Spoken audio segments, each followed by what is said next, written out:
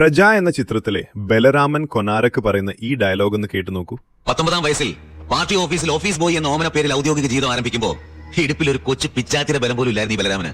പക്ഷേ 23-ാം വയസ്സിൽ ഹൈക്കമാൻഡിനെ പ്രസാദിപ്പിച്ച ഒരു സീറ്റ് തരമാക്കി എടുത്ത് സ്റ്റേറ്റ് അസംബ്ലിയിലേക്ക് ജയിച്ചു കയറുമ്പോൾ I was strong Zakir bhai.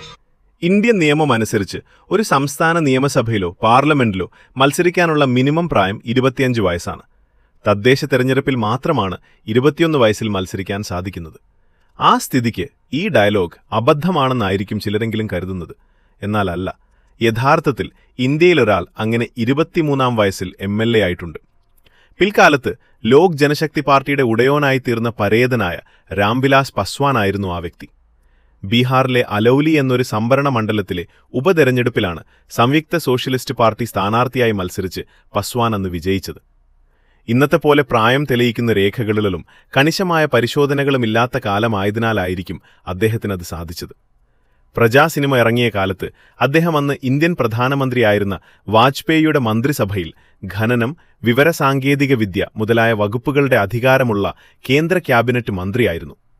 മുഖഛായയിലും വേഷവിധാനത്തിലും പസ്വാനോട് സാമ്യമുള്ള രീതിയിലാണ് ഷമ്മി തിലകന്റെ കഥാപാത്രമായ ബലരാമൻ കൊനാരക്കിനെ സിനിമയിൽ ചിത്രീകരിച്ചിരിക്കുന്നത്. ബാക്കിയൊക്കെ സിനിമാറ്റിക് ലിബർട്ടി ആയിരുന്നു എന്ന് വേണം കരുതാൻ.